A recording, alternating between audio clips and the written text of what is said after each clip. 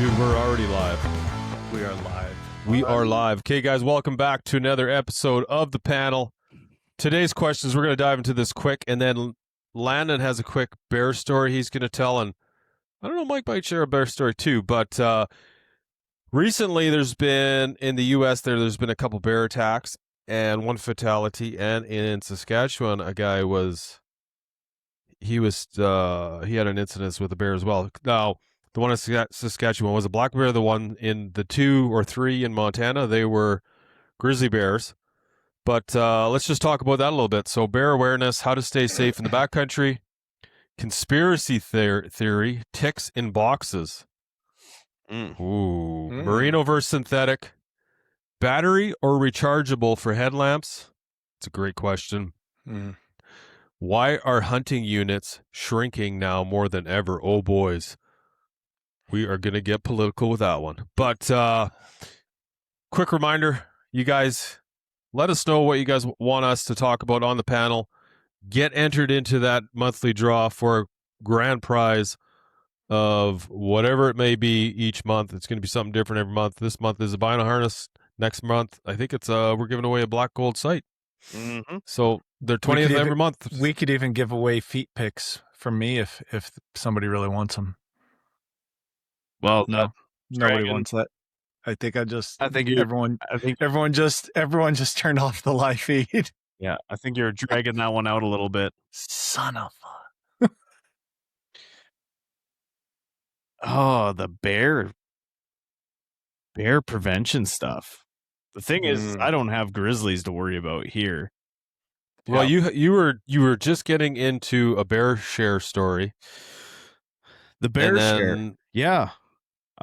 It's been a crazy year here for bears, just with the tremendous amount of snow we have.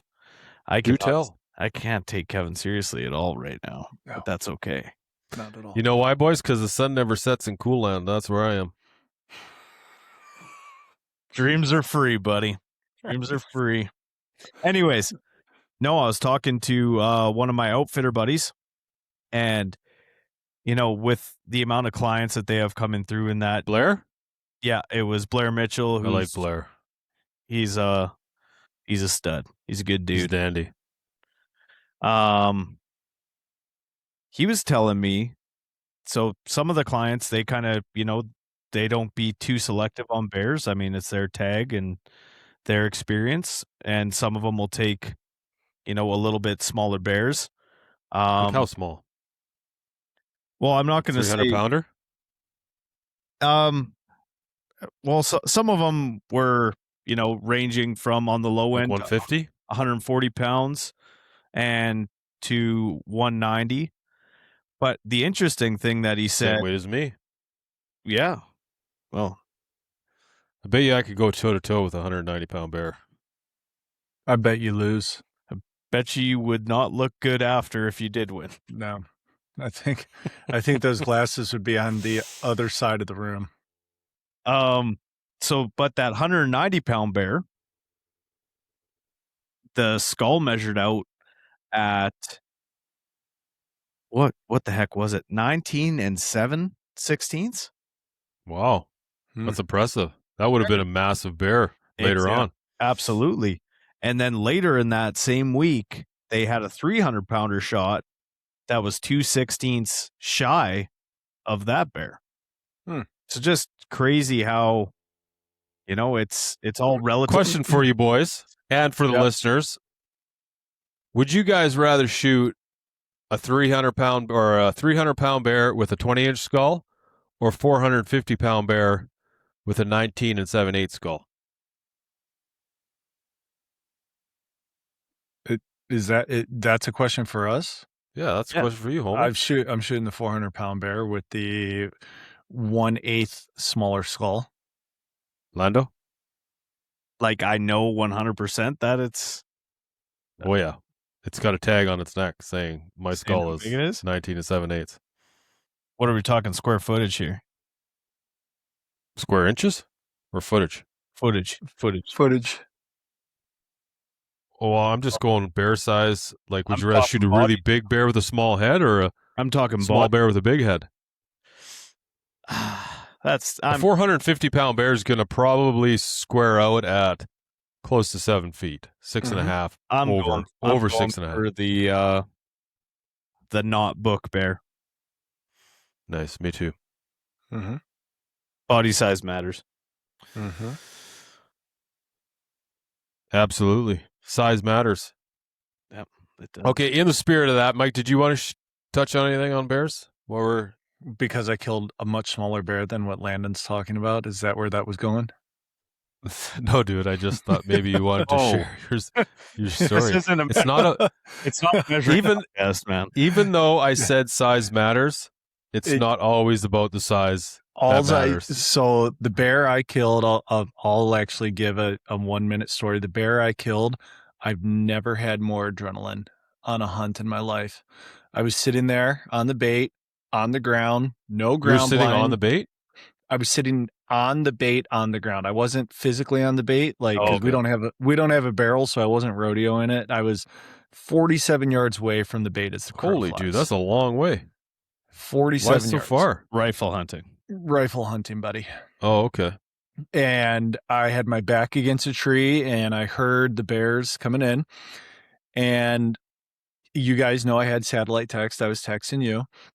And I'm sitting with my knees bent, like a little triangle with the ground, rifle at the ready, knowing that a bear is going to come in because they've been coming in at 6 o'clock. Open sights?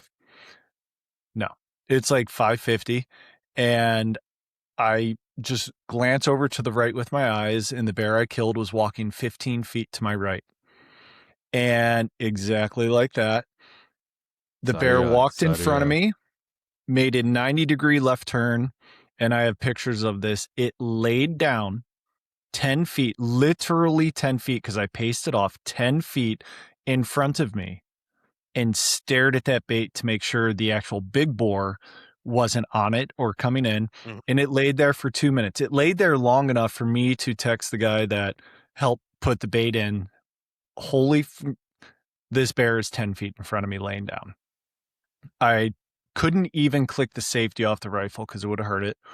It got up and it meandered over to the bait. I made the decision that bear was going to die. So first huge dump of adrenaline, 10 feet away from me, just laying there.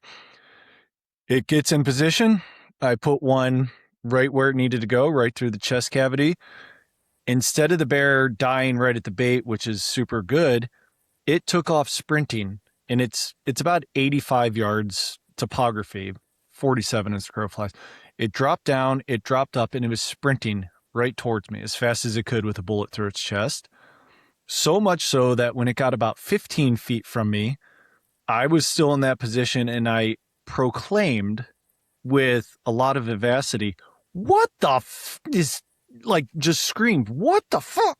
Right? Because I didn't know, and it, as I said that, it veered to my right 5 feet. I could have hit it with the butt of my rifle as it was running by. And I jumped up and put another one through the chest. So that was adrenaline dump number 2. And so it ran about another 100 yards down the canyon behind me. And I was blood trailing it, and I lost the blood trail, and I was pretty frustrated. So I just started doing concentric circles, going first where I think it didn't go to rule that out. And then I stopped for a second. I was just kind of said out loud, God, just one more drop of blood. And this is 100% true story. As I said that, I looked down to my right. There was a smear of blood over a log that it had to go over to get wherever it was going. I was like, oh, okay, good. So I started following blood, and I heard what I thought was its death moan. And I said out loud, oh, I got you now. I could follow that death moan. But then it moaned again, and it moaned again, and I realized it wasn't a moan, it was a growl. It was growling. And I was like, oh, okay, that's not ideal. Ran to a lot of fallen down logs, right, down in a creek bottom. And I'm bushwhacking through dead branches on the way up, and I'm looking under these logs, and it wasn't there. And then I look ahead about 8 feet. This bear paws right next to its head right here. It's just growling and kind of moaning and growling, looking right at me. And this is the third adrenaline dump, because I'm like, oh, well, shit, this is not the situation I want to find myself in, because if that bear is not fatally wounded and can still come out, I don't want to be standing right here. So I pulled out my 10 millimeter, and the thought went through my head, exactly, shoot it. And then the second thought went through my head, the only shot I have is a headshot, because it's literally paws and head and the body's right behind it under this like 2.5 foot tall log jam. And I was like, okay, 10 millimeter through the skull. Not much skull left on that bear after that. So I picked up the long gun, put it in the scopes, and put one just left of center, right through its head, went through its head, out the backside. That bear expired in about 5 seconds. Now, had I not done that, it would have died within like 10 minutes, but that wouldn't have been as ethical as it could have been. So that was huge adrenaline dump number 3. I've never had 3 huge adrenaline dumps on a hunt before. And that makes that bear, even though it wasn't my biggest bear, definitely an extremely memorable bear. I've never had one come as I'm sitting on the ground and lay 10 feet in front of me. It was cool, but it was extremely unnerving. That is cool, man. Yeah, it was a really fun hunt for sure. What's the closest you ever been to a bear, Mike? That 10 feet would be it. What about like a grizzly bear? 400 yards. Oh, Yeah, not real close. gotcha. Are you done with that story? Not to Done. cut you off. That's Okay. cool. That's a cool Done. story, man. Yeah. I like it. On that topic of bears, can I continue with the question? Yeah. Yes. Please. Go ahead. Bear, on the topic of bears, bear awareness, how to stay safe in the backcountry. Now, there's been a dude in Saskatchewan. He got mauled. Hiker got killed in Montana. 2 people got attacked. I don't know how roughed up they got. They didn't get killed. 1 person did. So it's kind of that time of the year, especially as the rut goes on. Those bigger boars are going to get more aggressive. Mm-hmm. We're not really in the rut yet, but it will happen eventually. Maybe even by the time this goes out. They're breeding knows? here. They're getting excited here. Breeding already. The bears? Mm-hmm. Video proof, my friend. Do you? Dude, send it over, man. That's awesome. Straight and I narrow, want to see it. man. Crying Yeah. out loud. Okay, anyway, so being smart in the backcountry, it all matter. It comes down to mostly just common sense. Now, I grew up with brown bears. Seen lots of grizzly bears. I've had grizzly bears come with as close as that black bear came to you, Mike. Mm-hmm. I've had false charges by grizzly bears, real close encounters, intent visit by grizzly bears. I've had numerous scary situations with black bears. You just got to be smart, right? The best thing you could do is, it's tough when you're like elk hunting. You want to be quiet. That being said, obviously here in Canada, carry bear spray, especially if you're bow hunting. I always have bear spray on my chest. Don't have it sitting in your backpack. It doesn't do you any good in your pack. I don't know if anyone knows how fast a bear can run, but when you're charged by a bear, you'll find out real quickly how fast they are. My son had his first bear charge this year when we were elk hunting. He liked it. Not really. He was pretty shaken Got up. fired up. Yeah, he got fired up. His eyeballs were, they were big for sure. Like but he was surprised how fast. Cruise and Days of Thunder over there. Yeah. So the one thing he said to me as we were leaving was, I can't believe how fast that happened. I knew it was happening before I even seen the bear, because I've had a lot of encounters with bears and bear charges. I could hear it coming at us before I even seen it. It was a sow that had 2 cubs. She just came in to tell us to leave. So she ran up to about 20 yards, stood on her back feet, chomped her jaw a little bit, made some mama noises, and we just backed out of there. Mm-hmm. Yep. But the biggest thing is, I mean, It depends what you're doing. Like if you're being charged by any bear, the best thing you could do is just stand your ground. Black bears, if a black bear gets too close, you start shooting, throwing rocks at it. If you're a hiker, if you're not a hunter, start throwing rocks at it. Most of the time, if a black bear gets within a certain distance, it's not going to stop. Where a grizzly bear will actually come run up to 10 yards and just stop, and then just start swinging his head and huffing at you and shaking the ground and jumping on the ground, pouncing it. To get you to back off. Yeah, telling you to get lost. Where So a black bear gets to a certain point and it just keeps coming. Is that the play when the grizzly does that? Is like, oh, okay, we're backing away now. I've all the bear encounters I've had, the bear charges I've always stood my ground. And then once they stop, then you just start looking, you keep your face, you keep your body towards them and you back out the same way you came. But I'm always on the ready. Yeah, you're on the ready, but you back up when that happens. Yeah. Yeah, as soon as they stop, they get up on their feet, then that's when you slowly back out, right? Yeah. Okay. I've never grizzlies. It's always black bears for myself, since we have no grizzlies here. But when you get boars that are really assertive or sows, I've never really backed away from them. Mm-hmm. If they're charging and I've had them charge within, you could throw a right and you're gonna tag them kind of thing, very close. So I would always just kind of match. If they back off, then you just kind of walk parallel with them. Say they're moving to your left, you just kind of progressively, you don't back off and close distance, you allow them to back away as you're kind of flanking, not advancing on them, but just walking parallel with them. And I don't know, that's just always worked out well for me. Mm-hmm. Eventually they go and loop away and you're not giving up ground, right? So yeah, I think the worst thing you could do is run, because you're not going to outrun a bear. I think the worst thing you could do is not have any practice with your gun or your pepper spray. Because your son, how fast it happened, would he have had time to get his pepper spray out from behind his bino case and make a shot? He didn't even have. He had a rifle too, and he froze. So many people froze still. I stepped in front. So the bear was coming around, and I could hear the bear running at us.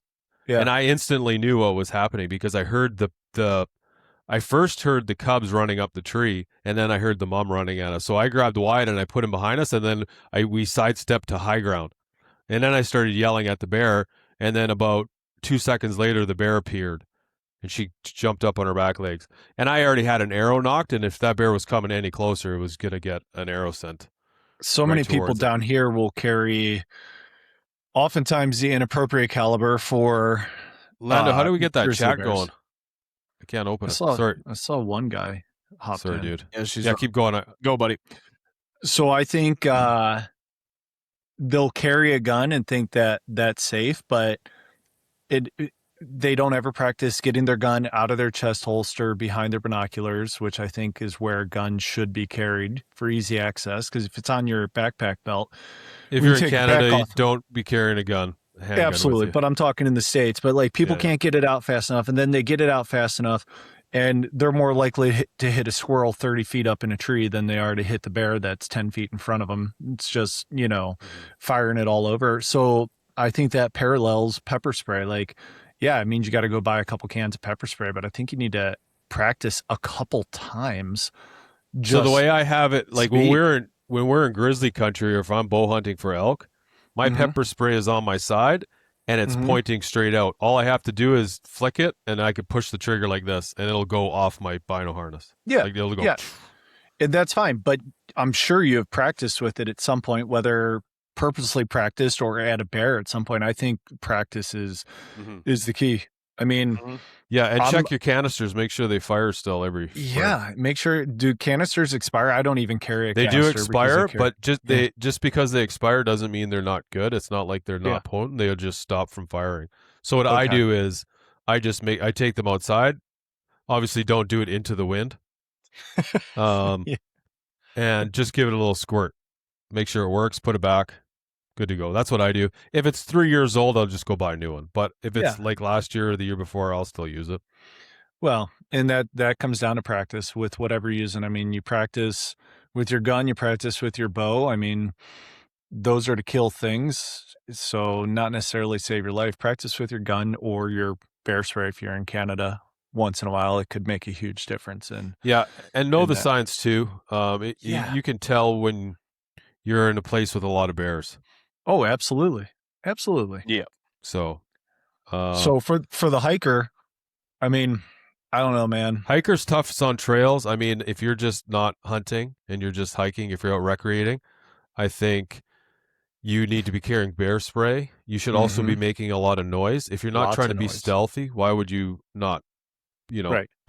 Every once in a while, just yell out or carry a whistle or a foghorn or whatever, right? And just. And if you have your dog, like 90% of the hikers down here, put a damn bell on the dog, do anything to make a bunch of noise is my opinion. Yeah. Yeah. Walking stick, can come in handy when bears close that distance. Anything. I think for the most people, they would rather not get within smacking distance of a hiking pole. I agree, but sometimes stuff happens. So and you need to hit your hiking partner in the knee and run away. Yeah, that's what the pole's for. You smack your buddy you're with, and then you just outrun them. There's a lot of little things you could do if you're backpack tenting too. Try not to have food in your tent. That was one of the rules I always have had. I've had instances where you get sloppy and careless, and I've had grizzly bears sniffing around the tent in the middle of the night. It's not a fun feeling. No, it's uncomfortable, right? You don't know if you should just let one off right there or just wait and hopefully move on. You start rustling around. You're always saying, well, if I start making noise, is he going to get curious or what, right? I mean, just be smart. So when we do it, when we're tenting, we make sure the food is in one direction and our bathroom's in another direction. We don't keep that away from camp, and don't be sitting there with half-eaten chocolate bar sitting in your pocket and putting that in your tent. Freaking love the cinnamon sugar Pop-Tarts too. Or like those peanut, those like peanut butter, chocolate covered peanuts like or stuff Reese like that. Cups and shit like that. Bears love those. Yeah. So does Dragon. I'm gonna refer Dragon to likes those too. I'm gonna refer to myself in third person from now on. Yeah, you should. Dragon likes those. Yeah, Dragon likey.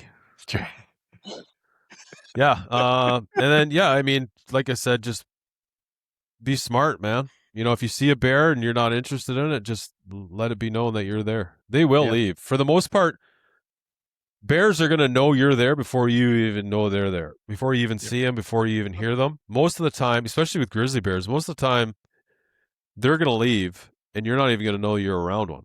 And black bears too, right? Yep. Absolutely. They could smell very well. Crazy well. Yeah. So be safe out there. Okay, conspiracy theory. This is an interesting one. You guys hear the conspiracy theory about come on, Mike, you're down in the US too. Man. Like you haven't heard? Okay, so reports of boxes being found in the Midwestern farms are unverified but appear to be numerous and increased. People are seeing more of them. I guess that's what it's saying. In early 2026, social media posts claimed that farmers in the Midwest, particularly Missouri, were discovering boxes of ticks on their property. These claims originated from a holistic health influencer, Sarah Outlaw. That's a great name. She sounds totally legit. Yeah. The post quickly went viral, sparking speculation about concerns to Lyme disease vaccines and other conspiracy theories. So apparently they have a vaccine coming out for Lyme disease. Mm-hmm. So what better way to sell medicine for something to make a bunch of people sick? I think that's a conspiracy theory. Mm-hmm. There's another conspiracy theory that our homeboy Jake, he had about the Lone Star tick being discovered by like Bill Gates and the anti-hunters. Genetically modified And it was also Bill Gates that introduced the alpha-gal syndrome that makes you allergic to red meat. That's the one we're talking about. That's the Lone Star tick. Because of his investments in artificial meat, lab-grown meat. Yep. I don't know. I'm not buying the box o ticks on a front doorstep like a flaming bag of poop. So they call the shit poop. Yeah, I don't know. I think that one's a little far-fetched. It'd be really, I don't know. There's a lot of weird things that goes on with, like, there's a lot of weird stuff going on in Colorado right now with, that's going on in government with anti-hunters they're putting people in political seats, like in the governor's office, right? Commissionaires for wildlife, for wildlife management decisions in the U.S. and Colorado, like wild stuff going down there, and like people finding recordings and like people recording this stuff on their phone and it going public and like, and all that stuff with, in Washington with that Lorna Smith. Yeah, the collusion. Oh, I can't stand that woman. Like, just terrible. Looks like she brushed her teeth with a highlighter. That drives me nuts even more. Gosh, man. Terrible. Brush your teeth. On the topic of the ticks thing, like, I don't know, like down south, what have the winters been like as of recent there, Dragon? Very, very mild this year. Hardly any snow. I mean, runoff. I think that's one of the reasons why we're seeing more ticks. You guys, it just tied right into my point.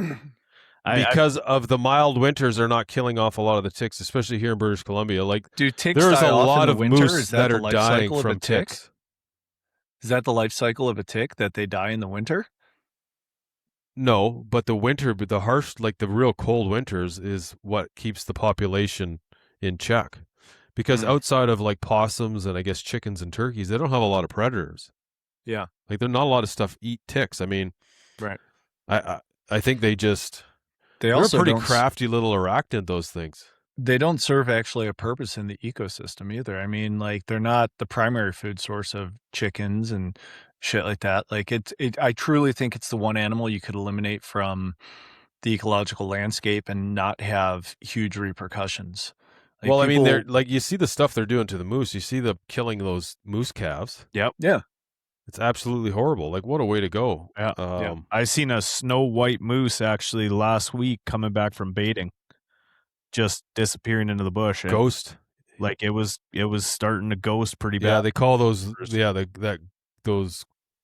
What do they call those again? The ghost. Yeah, it's basically when all their hair starts falling out because they rub it off. Yeah, the winter ticks are killing them slowly. Yeah, well, in a winter tick, so the deal with a winter tick is they don't leave the host. So it'll be nymph, adult, babies, and then die, but it spends its entire life cycle on the host of the animal. That's crazy. Yeah. So it'll feed 3 times and then and you think how 30,000 they give birth to 30,000 ticks. Obviously not all of them survive. I'm sure some of them die. But there's nothing picking them off the moose. Like, those little sharks you see, and they get those little feeder sharks, those maintenance things. Yeah, taking care of them. That's what they need. And same with like you see it on hippos and rhinos. Yeah, and they have the birds there picking them off. Yep, that's what the moose need. They need a little bit. They need some buddies there. Yeah, we should introduce a bird. There's magpies on the mule deer here all the time. Is that right? They're picking them off? Well, I don't know if they're picking ticks off, but they'll sit on the back of mule deer when they're bedded. Yeah. Huh. Interesting. That's cool to see. Yeah. I like that. But yeah, I think you guys are right. I think the uprise in tick numbers, milder winters, I think like summers in certain areas, they seem longer. Definitely not here.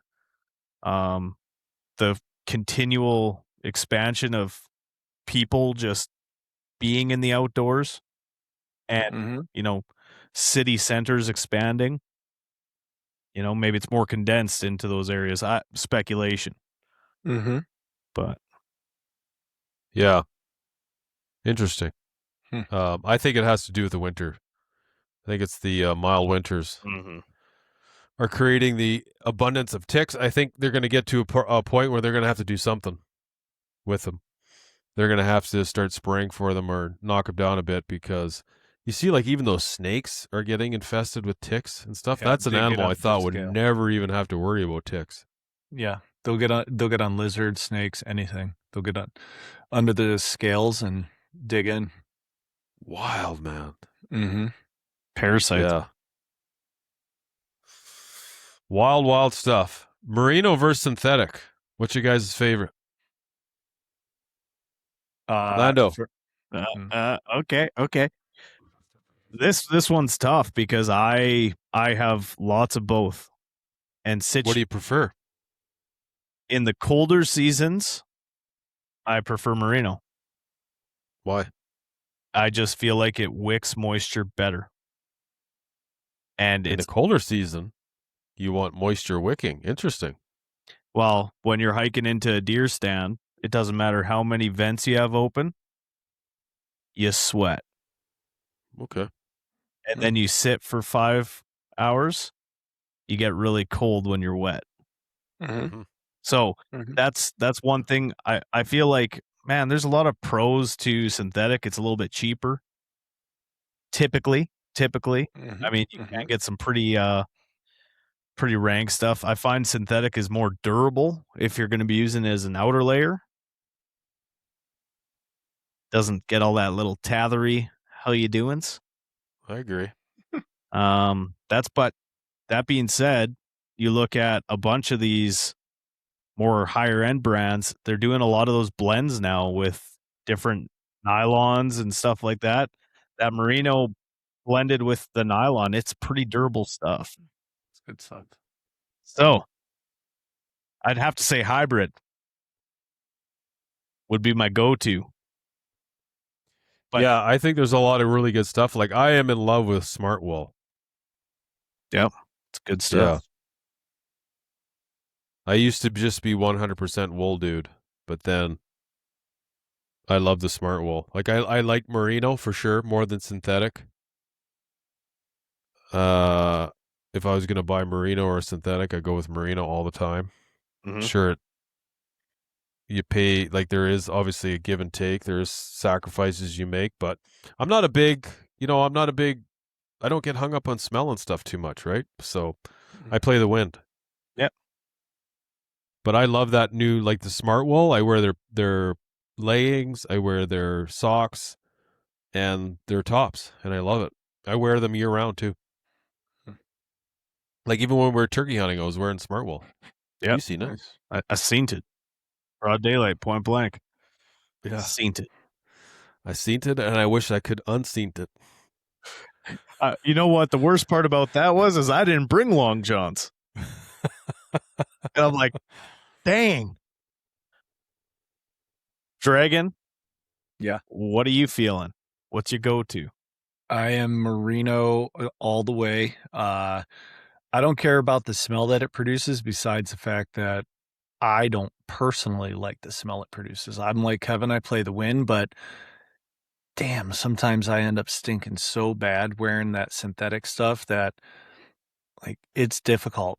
Like, those cold glassy knobs where you kind of put the jacket up over your nose because it's so cold, and if it's synthetic under there and it's just freaking hockey bag, man, bacon, and I'm like, oh, this is disgusting. And I'm pretty particular. I don't necessarily like all of the clothing from First Light or any of it anymore, except their merino tops. Their merino tops, and I've run damn near every one you can through one avenue or another, and I think the First Light is the most comfortable. And I've run the same merino t-shirt for early September elk. This will be year number 6 for that t-shirt. And have you washed it? I wash it at the end of the season, and then it gets put into the hunting bin. There's a September bin and an October bin and a November bin. You know, when I wash my stuff, sorry, I don't want to cut you off, but go ahead. If I am having no luck, I wash it. See, I that's am the difference between you superstitious and that I. way. And if I have am a lot like of playing luck. good and shit's just flowing, I Yeah. just keep it. I keep it like if I go out and I get a kill, I keep wearing that thing. I don't wash it. I have underwear like that, but I wash the underwear. But I have my killing underwear. You can't wash the. You're gonna wash the luck off it. I'm gonna wash the ball stink off of it because Well, it's then- bad. I have killing underwear, and it I used to do the same thing when I played hockey 60% too. of the time it works every time. I wouldn't when I'm change wearing if it. something was working. I wouldn't change it. I would leave it. I'm superstitious. So if I'm going out and I'm killing it, if I go out and I drop an elk, I'm not washing any of my gear. I don't wear the same underwear or the same socks. Everything else, I run it. Man, I appreciate the superstitions, guys. I do too, but I wash shit. I like to smell fresh to start the season. And then if I strike out, it all goes in the wash machine. So mixed or merino is the answer. I'd say the Gotcha. blend. The blend. Yeah. Blended merino. It's pretty good. Not synthetic, but the merino. Yep. How Blend. you stitchy. Do you think it really matters? Like I used to wear long johns, I think it's personal cotton long preference, man. johns, like the gray ones, I still hunt in Carhartt. the white band. Yeah.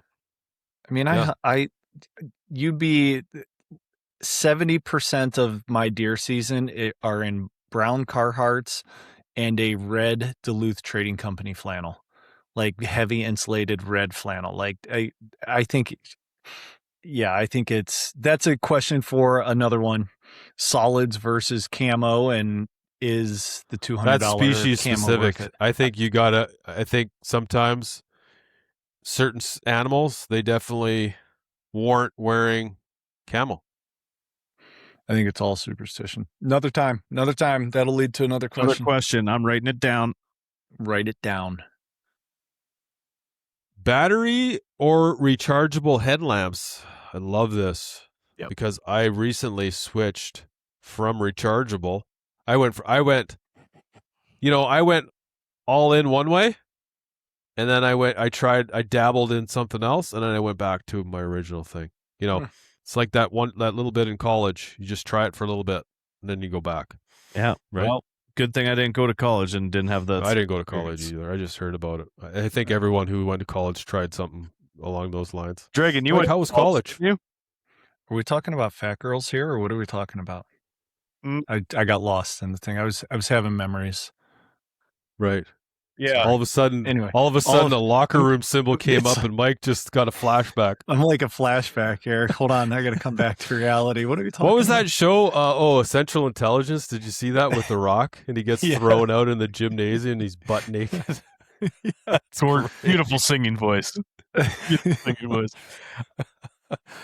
I am in the exact same boat as Kevin, except for I didn't go all in to rechargeable. I bought one rechargeable. I'm like, this is super annoying when it's dead. Oh, it's horrible. Mm-hmm. And went back to batteries. Yeah. Yep. And I'm in I the like same carrying AAA batteries. I carry them in my first aid kit in a little case you buy off Amazon. We've talked about that before. Best thing ever. And I like batteries. Yeah. You got to use like Energizer Max or the lithium expensive batteries. They are, but that's the only way to go. Absolutely.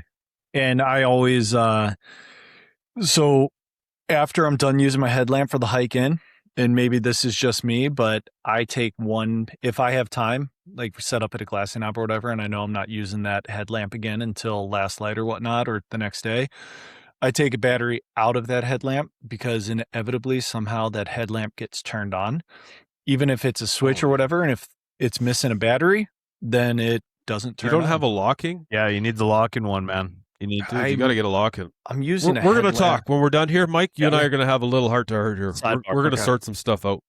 I am the blue-collar hunter, buddy. My headlamp is, I think, going on 17 years. Mike's got a full-on, like, flashlight just taped to a it's- bungee cord. Well, I mean, it's a big circle, and I turned the knob. Those are good, right? It's a cap lamp from the 1960s. He's got a Freaking candle running in there, shoes, right? freaking lighting a candle with a couple magnifying mirrors. glass On a off steel the hard front. hat. Yeah, it's okay. That's what I use. Yeah, I Shut get up. it. Yeah, I guess on longer bush trips, I have been bringing a rechargeable one that I keep at camp because then I can recharge it and use it at nighttime. But in my backpack, it is Why? all battery all the time. Why do you have two? I mean, Because- you got. Why? I understand having one for backup in case the light burns out, but like with the new LED, you'll get bored of it before it burns the headlamp out. Just because I've been in situations where a guy kills an elk late and you need all that battery. And just so I'm not cycling through a bunch of batteries, I got the charger out anyway for charging my phone and stuff. So that one just stays at camp. That's like a quad in situation. Interesting. Weight isn't a factor. Wow. The more you know. I never would have thought you to be a two headlamp type of guy, and I've hunted with you multiple times. Oh, it depends. I've seen some stuff. Situationally, man. But if you're going into the woods for 10 days, it is handy to have a headlamp backup. Especially when your never buddy carry- doesn't have a headlamp. That's interesting. I don't carry a backup. Me neither. Well, don't judge me, okay? Judgment's been served. It's all right. But I got super annoyed with having to plug those things in, especially when you're on a longer 5-10 day. It's just annoying to have to plug those in and recharge them all the time. Yep. And then you got to recharge your battery. Your battery banks have to be recharged constantly. Yep. Which is annoying. I mean, some things are rechargeable, like your Garmin. Your phone. It's rechargeable. Your phone now, especially more than ever, your phone. But that was never an issue before. You know, your phone, your Garmin. There's a lot of things that are rechargeable, but I like the AAAs. I'm a big fan of AAAs, especially with how well the batteries are now. They seem to last forever. And LEDs, like you could literally leave it on an LED, and it's not going to burn a lot of that battery if it's three Right. good batteries. Right. So I'm saying battery. Battery. Okay, well, let's get into this one because it's going to chew up a lot of minutes here. Why are hunting units shrinking now more than ever? So down in Utah, there's a whole bunch of units that shrunk. British Columbia has always suffered with units shrinking. It's just British Columbia is so enormous, you don't really notice it. But fill us in what's going on down in Idaho, Mike. Sorry, Dragon. Thank you. Mike Dragon doesn't answer if you don't refer to him as Dragon, I noticed. He just straight faces you. I appreciate that. Well, for all due transparency, in North Idaho, the tribe is buying up a lot of land and has eliminated the purchase of tribal tags for non-tribal members. So the tribe has, I was looking into this on Tuesday as my buddy was driving to the bait site. They get $10 million a year in North Idaho to buy up timber Can property you explain lands. that a little better, buddy? So who gets $10 million a year from who? The tribe, so I don't remember the ins and outs because I was reading on a phone as we were driving. There was a lawsuit for hundreds of millions of dollars about tribe losing their sovereign rights, etc. And the resolution came down to, well, the federal government will supply this tribe with $10 million a year to repurchase lands that become available to make tribal lands. And so the federal government is giving the North Idaho tribes, and there's a couple up here, $10 million a year, and they are buying, for example, the most recent purchase was 500,000 acres of Stimson land property that had been open to trespass by just calling Stimson and getting a little dashboard permit so you can go hunt these 500,000 acres. Fantastic whitetail and elk habitat. And now what it was last year and previous is any tribal land, I'll just say it plainly, like the white man could hunt if they went and purchased the pass or a tribal permit to hunt on that land. But now, because of rising tensions between what I believe is IDFG, the Idaho Department of Fish and Game, the Tribal Department of Fish and Game, etc., the tribe said, yeah, you guys can all go F yourself, and has limited off 500,000 acres in the panhandle of Stimson property that it's no longer able to hunt. We drive through it, and the kicker is, here's what blew me away. It's not even no longer able to hunt. It's a no trespass unless you are a tribal member. So you can't take your dog for a hike on it. You can't go shed hunting on it. You can't do whatever, go pick morels or coral shrooms on it or whatever. It's a full-on no trespass to private property to tribal members. So that's one thing. I think the other thing that down here is severely limiting it is down around Boise, around McCall, New Meadows area and stuff like that. There's been a large push of pay to hunt properties. So large conglomerates, I think this is what's going on in Utah as well, has bought up tens of thousands of prime acreage to hunt on, and is charging, you don't get a tag with it, but if you pull the tag for it, you can come hunt this land for $5,000 for the season, etc. And I think that is severely limiting public land access as well. Yeah, it says here, managed hunt program, limited private land access for public hunting. This trial program represents a partnership between willing landowners, responsible hunters, and Idaho Fish and Game to manage hunting access on private lands for mutual benefit. So you can read what that says is pay to play. Yeah, that's exactly what it says. It says you pay me, you can hunt my land. It's exactly it. And I think that's a huge problem. Because I will say, you look at Idaho, probably like you look at BC, people look at Idaho and be like, there's more forest, there's more public land in Idaho to hunt than anywhere. I don't know what it's like up in BC. I haven't had the privilege of hunting there. Northern BC, it's more present than obviously the southern half because it's a lot less dense in population, right? But what I think people don't realize when they see all this land, like you guys have trounced through the forest, I call them forest deserts. I mean, the forests are either so dense or there's no undergrowth or whatever that they're not even corridors for these animals to move in. They're like, you nary see a freaking porcupine in these things, right? Like, so I call them forest deserts. Like, yeah, we have 200,000 acres over in unit, like what, 4A or something like that, that borders Montana. And I was over there and it is legitimately a forest desert. Like it's uninhabitable, and it's absolutely unhuntable. Is it public land, Forest Service land? It sure is. Absolutely. Like if you want to go spend a month there and, camp for a month and pick pine cones up off of the pine duff and stuff like that, have at it. But you're not going to see any animals in that type of stuff.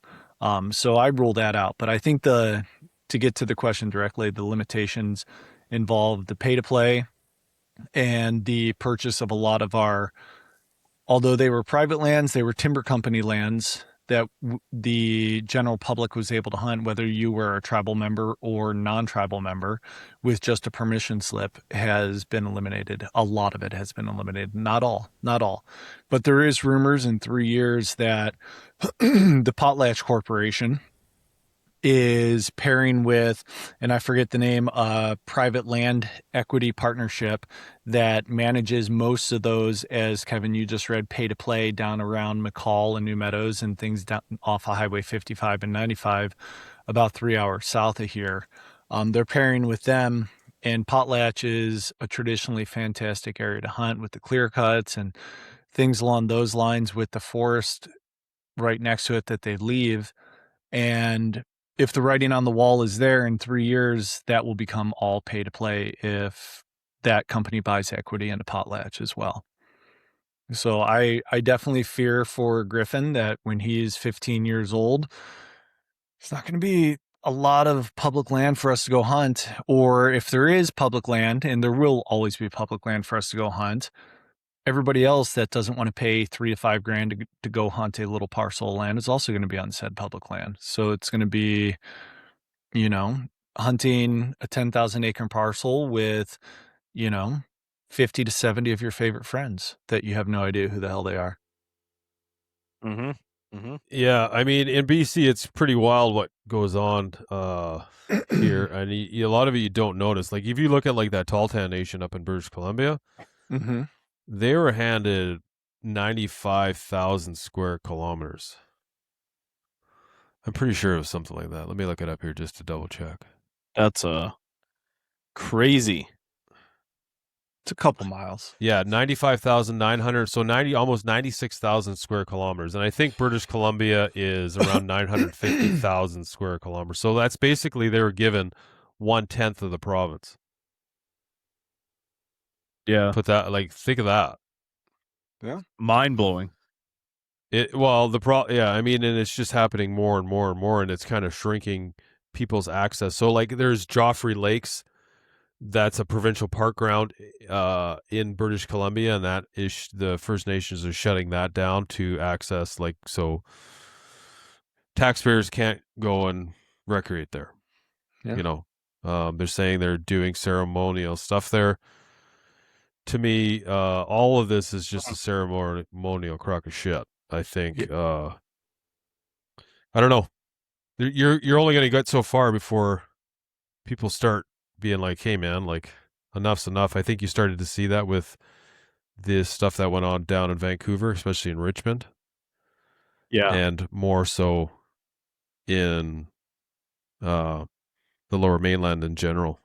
Yeah. So a lot of crazy stuff going on. But I mean, I think definitely not just hunting land, but recreational land is shrinking, camping, all that stuff. The more that it basically gets taken. Now, this is a funny thing. The argument is, well, it was taken from one group already previously, right?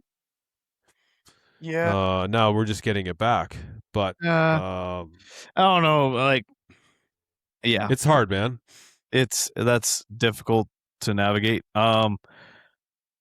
Here. Well, the problem with British Columbia is that they were trying to rush all these. They were trying to rush British Columbia being part of Canada, and they had to do so. They just kind of didn't sign all these treaties with the First Nations, so that's why in British Columbia you have such a mess.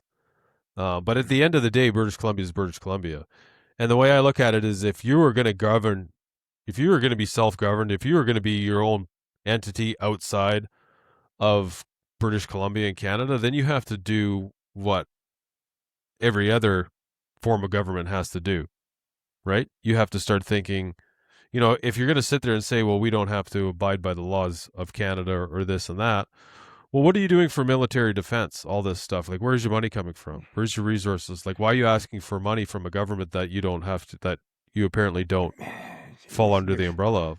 Boy, you are scratching me where I itch with this conversation. Yeah. I'm just, my tongue is bleeding right now, holding it all in just because I need to formulate better thoughts. But for 500,000 acres, they don't, like, the tribe doesn't have to pay federal taxes on that. But if it catches on fire, who's going in to put that fire out?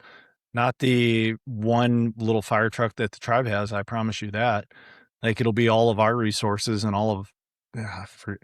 I'm going to digress because I can keep going. It's super duper frustrating. Well, I mean, there's nothing wrong with talking about it. I mean, this is something that everybody's very frustrating, man. Yeah, and I get that, but I think we all have to talk about it. Whether like both sides of the table have to be able to talk about it. You have to be able to talk about it openly, because if you're just going to sit there and say, well, you shouldn't talk about it, well, that's just sweeping it under the rug, and then you acknowledge that there's a problem, but you're just hoping it goes away by not Here's the other issue that I have with the like sale, buy it, do whatever the hell you want to do. Like if you want to buy 500,000 acres, do it. But to eliminate it from even buying a trespass fee, so that again, I'm just going to use coarse language, so that the white guy can go hunt it, the non-tribal members can go hunt it.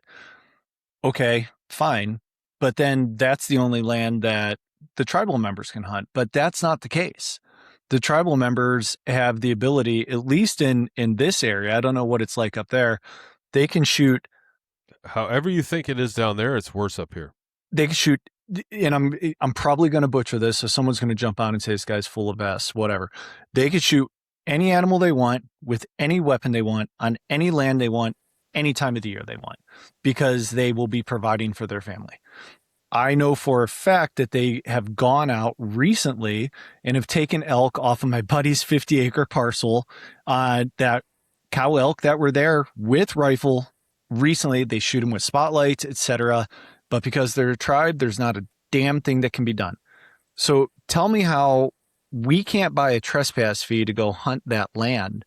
How is there any equality there that we can't buy a trespass fee to go hunt that land?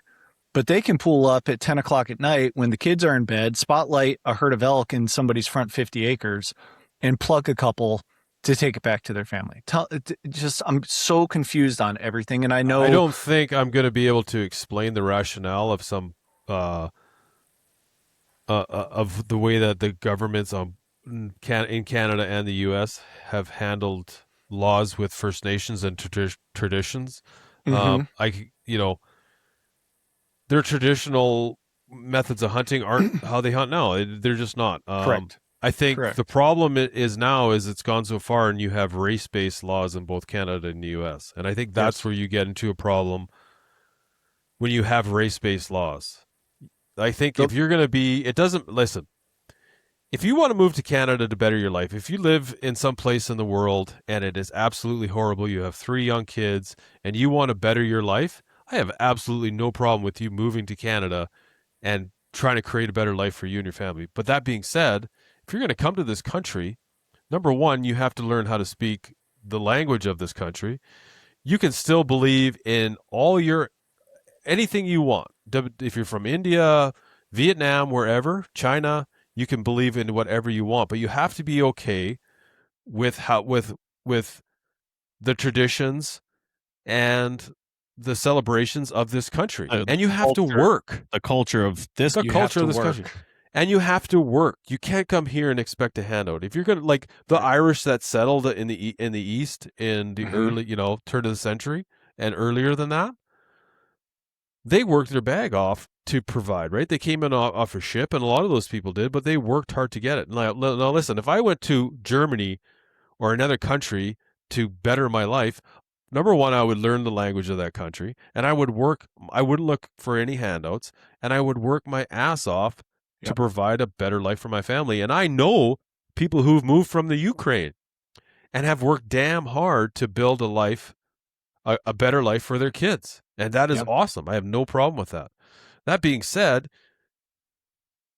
in this country and in the U.S., you can't continue on with race-based laws. I think regardless if you have your ancestors moved here, regardless if your ancestors migrated here, because on a long enough timeline, we're all settlers of this land. If you go back far enough, we're all settlers on this land. Now, regardless of when they came here or you came here, you should have to work. Everyone should have the same set of laws, and you should have to work hard to get anything, just like everybody else. Yep. I feel like with that differential, like different treatment between different groups of people, there's always going to be animosity amongst the different groups, because equality. Well, you can't take from somebody's back pocket and put in somebody else's without people being like, "Hey, man." Yeah, and that's it will literally never resolve or get better as long as there is that right there. That's your segregation, and that's gonna. Yeah, well, it's created by these race-based laws that are being generated. And I don't know how we got going on this tangent, because I guess this all ties into why our hunting unit is shrinking. A lot of that has to do with the ability to recreate and get into these places where what traditionally used to be hunting area is now not hunting area. And I think, to be perfectly honest, I think as outdoors men and women, we have to get in touch with our MLAs. We have to email them. We have to just take a little bit of responsibility, and we have to do a little bit of legwork for ourselves, not just sit there and whine and complain about. We actually have to contact people. Now, if you go to, there is a group, the Public Land Society of British Columbia. I'll put their links up in the show note or in the description here. Yeah. They have all the enlisted MLAs of British Columbia on their webpage. So you can reach out to your local MLA through email, and you will be able to get a hold of somebody. Mm-hmm. Now, they are elected officials. We elect those people in trust to manage not just our lands, but to manage everything else in life. Now, they have a responsibility to respond to they might not get back to you right away, but they have a responsibility to read it. Now, whether they do or not, that's out of your control. It is their job. It is their job, yeah. Yeah. Mike's doing it right now. He's on his phone. I can hear him. I am. Crazy times. Like, you guys are going through some wild stuff out there.